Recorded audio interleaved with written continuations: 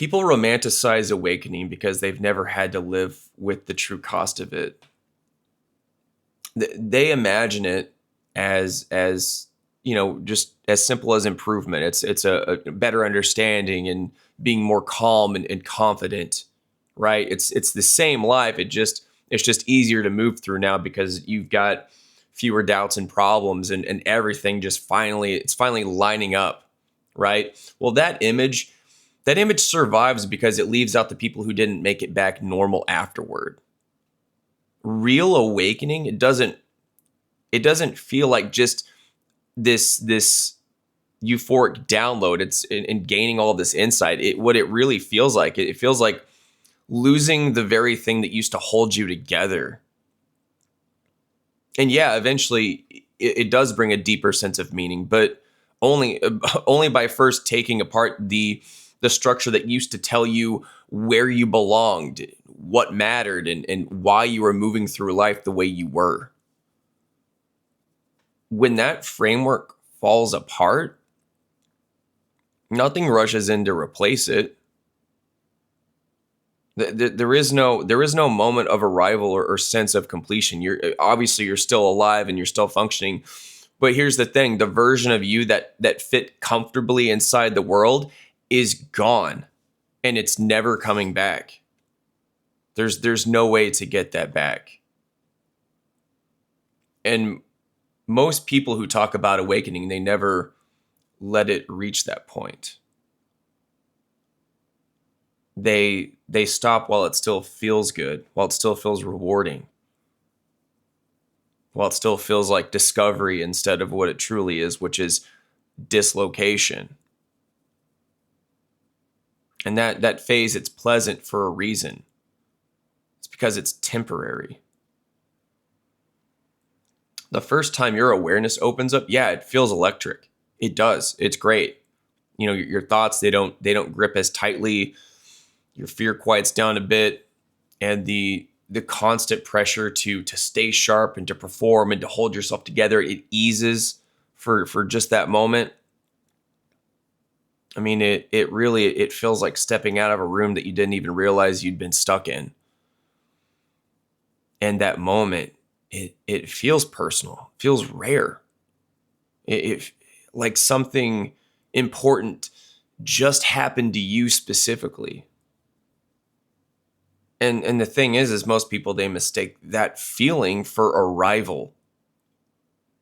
It's not. It's just a taste. It's a preview. That's all it is. You barely got exposed to it. You just dipped your toe. You're being shown what it's like to function with fewer internal restraints. And yeah, the system, it lets you feel that freedom briefly. Just briefly, before asking you, what you're willing to give up to keep moving forward. Because when that early state wears off, well, dude, something permanent sets in. You don't go back to who you were, like I said. You don't. What you go back with comparison. And after that first shift, everyday life, it stops feeling neutral. Conversations that once used to be normal and satisfy, they don't click with you anymore. They feel thinner. And routines, they scream at you now. Just they become uncomfortable. And all of these distractions in the world, in your world, they don't work the way they used to. They don't hold that over. They don't hold that power over you anymore. I mean, you're in the same room with the same people, doing the same stuff, the same work, but yeah, something is off now. But here's the thing: it's not because the world changed. It's because the role that you were playing, it no longer fits.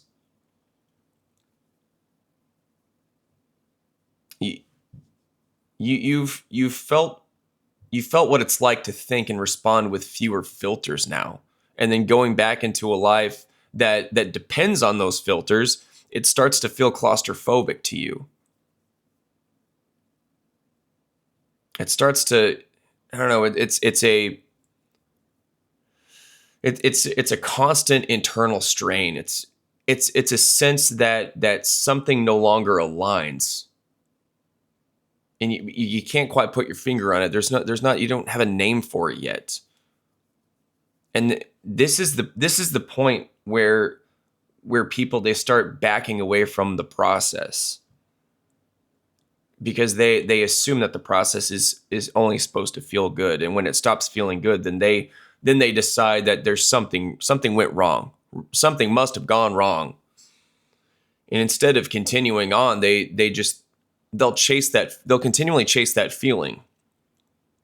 They'll collect the language and binge the content, and they repeat ideas, but they don't test them.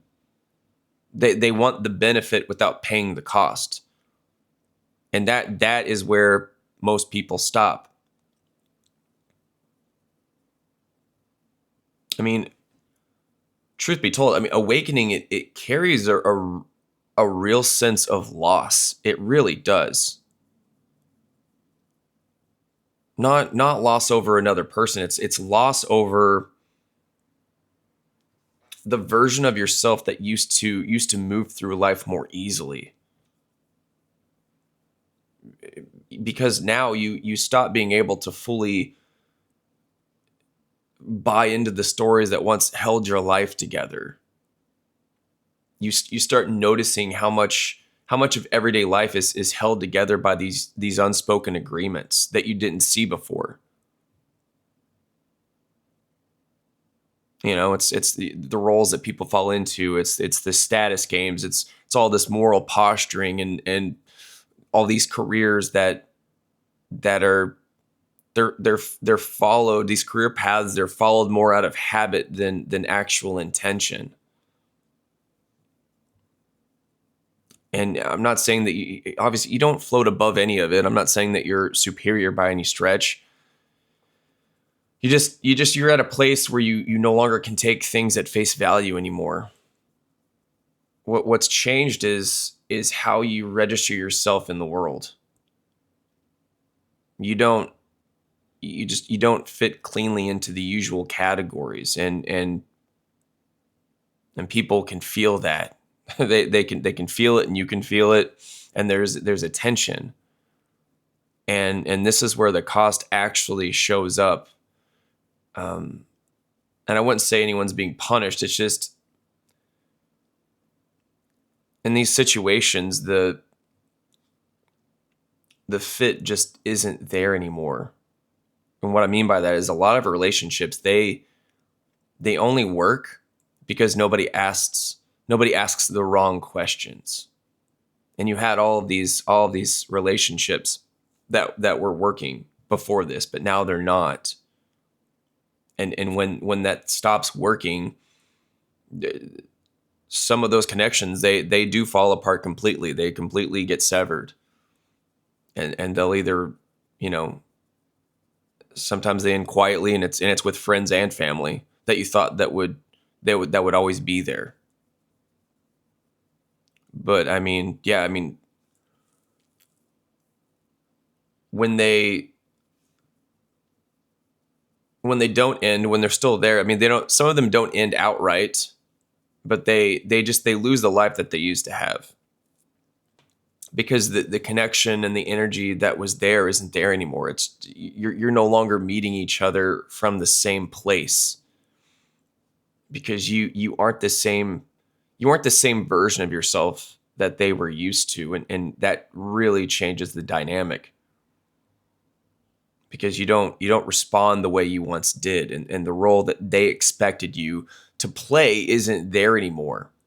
And that really changes how people treat you. People pull back. They do. They lose interest, and some of them just, they disappear without any explanation. But I mean, you know why. But yeah, I mean, you either lose people completely and abruptly, or it's gradual, or they're still in your life, but just nothing is the same anymore, because you become a completely different person, And you also view them way differently because you notice the script that they're running on, that you've now rejected. And but yeah, I mean, and sometimes that separation, it isn't even their call. I mean, you can see that the relationship, it only worked when you stayed smaller and easier to deal with. But once that's clear to you, you're the one who ends the relationship. You're the one who walks away. And there's no villains in this. It's just incompatibility that didn't exist before. But yeah, make no mistake, the loss is still real. It hurts. I guess I take it back. I mean, you do.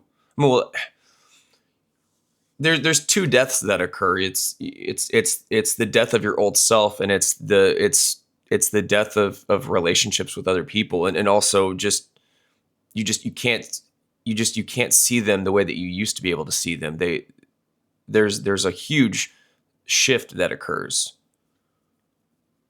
And yeah, it's hard to deal with. But if you want to continue on, then you have to press through that. But here's where people mess up. They try to explain what's happening to them. They try to find the right words so that the other people will, in their life, whether it's their friends, their family, or their colleagues, whoever, so they will understand them and stay comfortable. And it doesn't work, no matter how hard you try, because what changed isn't an opinion that you can defend. It's your entire position. You're standing somewhere else now. And the old explanations, they don't land because you're no longer inside the same setup that made them make sense. And every time you try to justify yourself, you just end up shrinking back into the role that you already outgrew. And you simplify yourself just enough to be accepted. And that's why this part, it feels isolating. That's the isolating part. Because yeah, I mean, because those, like I said, those relationships that you keep, you end up having to do that. To try to slowly insert this new version of yourself into you try to acclimate them to it, and it doesn't work. And then eventually those relationships fail as well, and you have to walk away from them. So yeah, it ends up being pretty isolating. But like I said, it's not because you're superior to them. It's not because you're above anyone. It's just because you're no longer as useful in ways that people expect. And Carl Jung, he warned that modern man does not understand himself. And it's not necessarily because he lacks information, but because he has no stable way to measure his own mind. He knows how to measure physical things and evaluate machines, but when it comes to his own motives and his fears and blind spots, there's no clear standard. And so therefore, a lot of thinking, it gets handed off. And what happens is systems decide what's normal and groups decide what's acceptable. And then that's when narratives step in and tell people who they are and what matters. And that works as long as it isn't examined too closely. And once it is, the whole thing just starts to look fragile. And this is the uncomfortable part. Most people don't actually want to see that. And it's not necessarily because they're bad people, but because looking honestly at yourself, it takes work. And most people are worn down already. They are. And larger systems, that they only work when people behave in expected ways. I mean, when someone awakens and they stop behaving the way that they're expected to, the system doesn't see that as a positive thing. It doesn't see that as some type of personal growth. It just flags it as a problem. People get rewarded for staying the same. Changing how you think, it makes things harder for everyone who wants the old rules left alone. Someone who keeps revising how they think, they unsettle everyone who built their footing on shared assumptions. And that's when people hit you with labels so they don't have to deal with what you're doing. And this has nothing to do with truth. It's about keeping things from getting uncomfortable.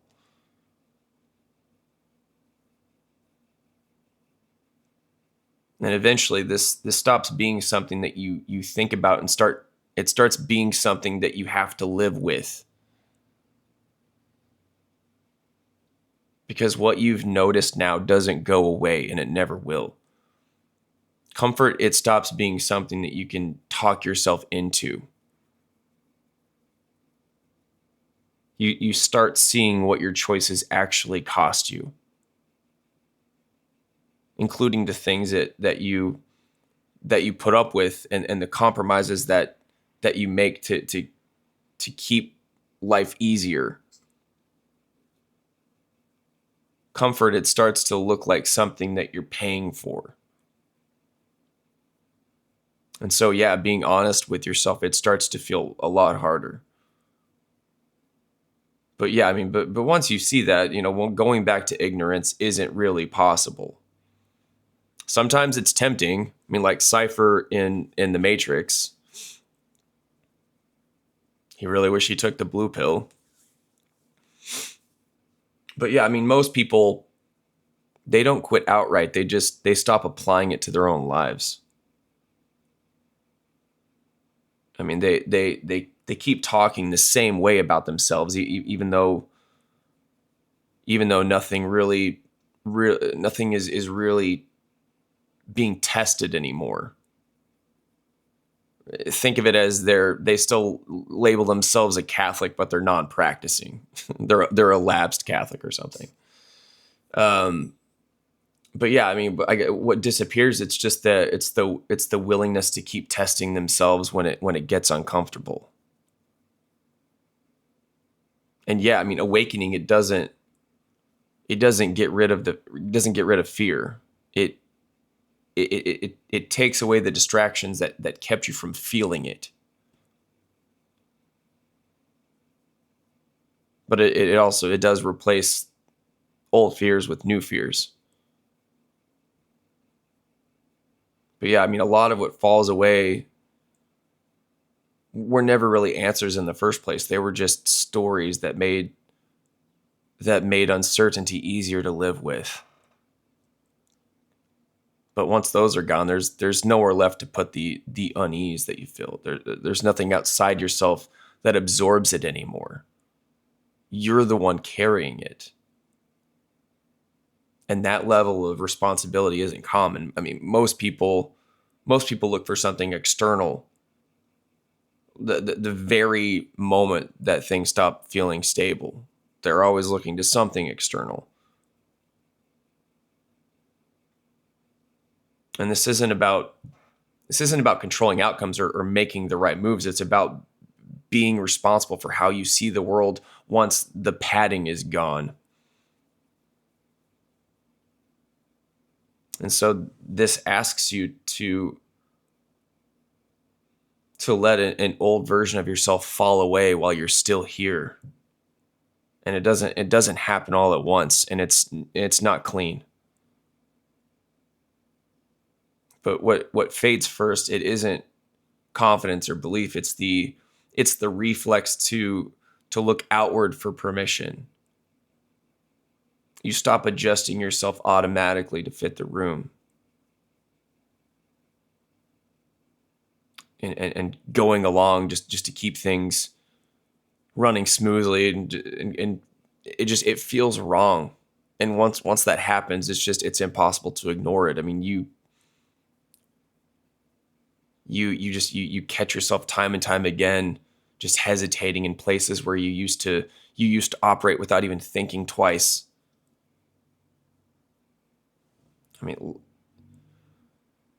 and nothing immediately steps in to replace it. It's just life. It keeps going in the most ordinary ways, of course, because you're still waking up and you're still going where you're supposed to go and talking to the same people and handling the same responsibilities. But something underneath all of that, it just isn't there anymore. The sense that you know who you are while doing it loosens. That sense, it loosens. And everything, it feels slightly more exposed because of it. I mean, there's everything just feels less supported. You're more aware of yourself inside your own actions, and that awareness, it's very uncomfortable. It is. And earlier, like I said, I talked about losing people, your friends and your family, and and and this is why that loss, it doesn't stay contained just there. I mean, what changes isn't just who stays in your life. It's how you relate to the larger world that you still have to move through and operate in. I mean, you're trying to explain what you see and why you can't just operate the way you used to. And you're not trying to provoke anyone. You're trying to make sense of yourself out loud, and you just want to be understood. But your explanations, they rarely land with everyone else. They don't the words don't translate clearly, or cleanly. It's like you're speaking Klingon. And what you think sounds good. What sounds good to you in your head, it's disruptive, and it's unsettling to those people. It doesn't fit the shared assumptions that keep things running smoothly. And like I said, it's just that gap. It doesn't stop with personal relationships. It shows up elsewhere in your work, in these institutions, in these systems that depend on predictability and a shared script.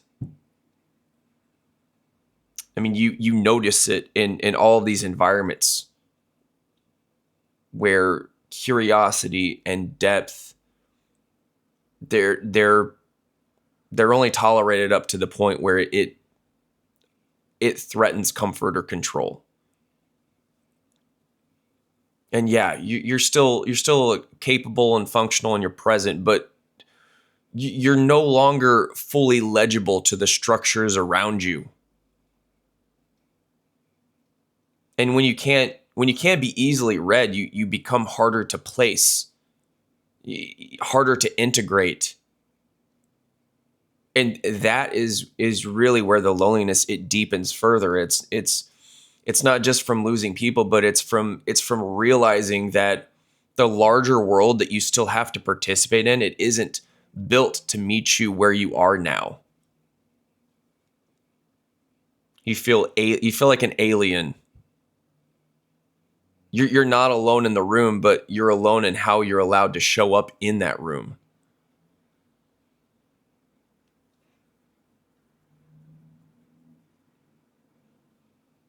And that seems to feel like most rooms that each one that you go through, whether it's your work or it's at home, wherever it is, at a friend's house, Thanksgiving, Christmas, any type of family event. But yeah, I mean, by the time that you reach this point that I'm talking about, the early phase is long gone. I mean, that initial sense of expansion, it wasn't a destination. Like I said earlier, it was an opening. The part that it gets you far enough down the road that turning back now, just it doesn't feel neutral anymore. You weren't tricked or deceived. That's just how the process is built. You've now experienced what it's like to think without constantly checking yourself, and to notice things without immediately smoothing them over. And you're able to sit with a thought long enough to see where it actually leads. And once you feel that, once you've felt that, pretending you haven't, it doesn't work. And to go back, that it would feel like deliberate self-deception, like choosing not to see something you already know how to see. And this is really where the path it narrows. I mean, a lot of people, they stop early because stopping later, it costs something specific, which is your self-respect. And you keep going, not because it feels good. You keep going because pulling back, it would mean going back to policing your own awareness again, and editing yourself down, and returning to a version of life that now, it, like I said, it feels dishonest. It would be a lie. And at this stage, the filter isn't imposed from the outside, it's internal now. Only the people who can live without old reassurances make it past this point, because they're unwilling to lie to themselves once they know what that feels like. And that's really the final separation. It's not between the awake and the asleep. It's between people who can tolerate the cost of seeing clearly, and the people who decide they'd rather not carry it. And so, in closing, this doesn't just end with enlightenment. It ends with being able to live with yourself.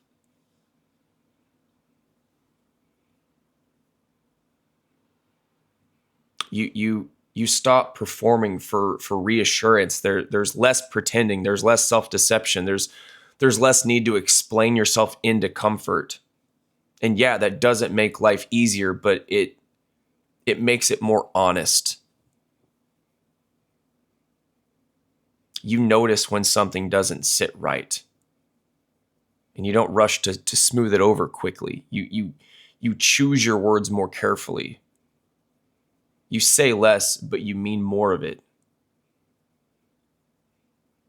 And you become harder to push and rush, and harder to steer with fear or approval.